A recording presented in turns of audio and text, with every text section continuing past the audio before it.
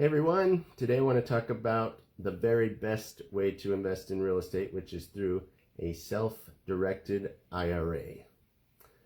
Now, I mentioned the other day that you can invest in real estate through retirement accounts, whether it's an IRA or 401k. You can even invest in real estate through health savings accounts or Coverdell education accounts or lots of other types, like in the military or teachers or this and that. And honestly, I don't know anything about those ones. I have a little bit of experience with the 401k and a lot of experience with the self-directed IRA.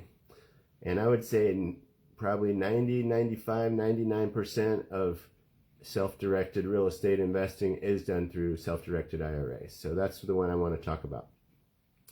So there's two types of IRAs everybody knows. In general, traditional IRA, where your money grows tax deferred, so you don't pay tax until you take it out at the end after you retire. And then there's the Roth IRA, which your money grows tax free because you already paid the tax on it before you put it in to the IRA. Both are tax advantaged in their own way. I love the Roth IRA. I think it's the best. But either one can be converted to a self-directed IRA where you can invest in real estate. You can also use a 401k to convert to a self-directed IRA if it's what I call an orphan 401k. In other words, it was from a previous employer. From your current employer, you're stuck with whatever they're offering. If their program is through Fidelity, then you get whatever Fidelity offers. Now, Fidelity and Vanguard and Charles Schwab, they will tell you that you can self-direct your IRA. But what they mean by that is that you can invest in any stocks and bonds that you choose. But they don't really mean self-directed in the same sense that I'm talking about. So the terminology is a little confusing out there.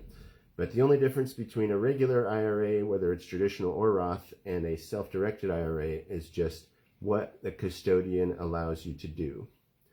Because the law allows you to do almost anything.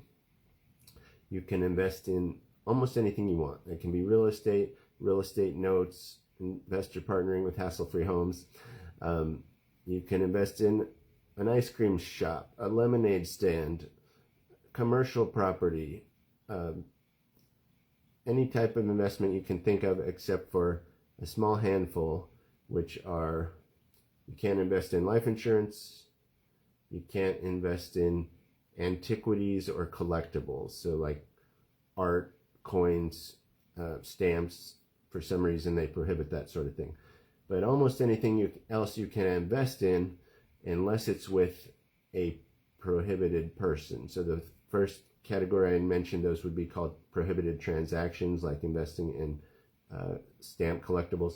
That's a prohibited transaction. You also can't invest with prohibited people, which are basically your upline and your downline. So you can't invest with your parents, yourself, your grandparents, your great-grandparents, your kids, your grandkids. But for some awesome reason, you can invest to the sides. So a bunch of my siblings and uncles and different people have used their IRA money to invest in my company. And it's allowed as long as it's, not your parents or your kids or, going up or down. So I don't know why there's that distinction, but there is, and it's great.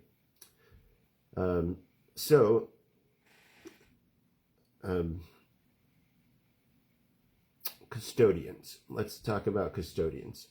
So I originally set up my self-directed IRA, I think around 2010 maybe, with a company called IRA Services.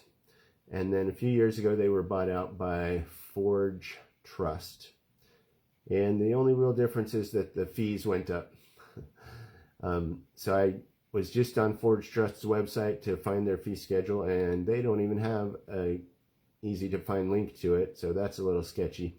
But I happen to know that I'm paying $440 a year, and that consists of $85 a quarter for account maintenance. So that's the fee you're going to pay no matter what you have. And then $25 per quarter per asset. And I only have one asset in my account, and I'll tell you what that is in a minute. But other custodians, there's a lot of them out there, and one that a lot of the real estate investment community seems to think is good as far as like customer service and whatever is Advanta. So I was just on their website as well, checking out their fees, and it looks like if you only had one asset, you would be paying $295 per month. Per year. But that is a per asset fee. So if you had 10 assets, you'd be paying $3,000 a year, which seems like a lot. And the third custodian I wanted to mention, recently one of my investor partners was wanting to convert from his traditional IRA to a self-directed IRA. And so he wanted the cheapest one. So we looked around on the internet and found one called IRA Resources, or IRAR. And they are $199 per year, which includes one asset. So that's probably the cheapest one you're going to find. Don't know about their customer service. Getting his account set up and his investment made was not super hard, but it was not seamless. There was a little bit of back and forth. So kind of remains to be seen whether they're a good one to use. But as far as the one asset question, so there's something called checkbook control in a self-directed IRA. How does that work? Well, if your self-directed IRA only invests in one asset, which is an LLC that your IRA owns, your IRA is the member of the LLC, then you can set up a bank account under that LLC and use the bank account however you want. You still have to follow the rules about the prohibited transactions, no self-dealing, which means you can't go buy a Ferrari with your money, but you can write checks or send wires or treat it just like any business account, and that way it's a lot faster. Like if you're buying real estate, you got to be able to move quick, and sometimes custodians don't move quickly.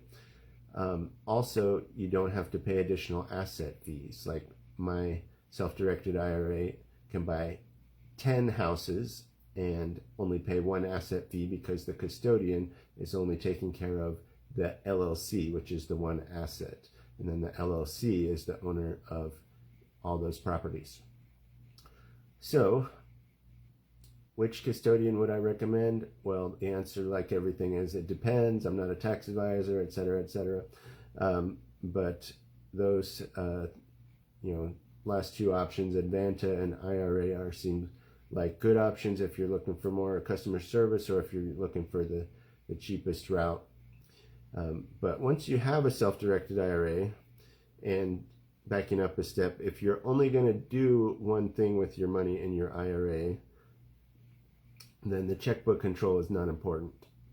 If you've got $500,000 and you only want to, invest it in one, say, real estate note, then it'd be a waste of time and money to set up the LLC. But if you're going to wheel and deal in that account, then the checkbook control is great, much better. So you don't have to deal with the custodian every 10 minutes. Once you have that account, you can use it to buy your own properties, buy commercial properties, lend it out, and of course, most importantly, you can become an investor partner with Hassle-Free Homes. So if that's something you're interested in, please let me know. And if you know anybody that might be interested, please send them my way. Thanks. Have a great day.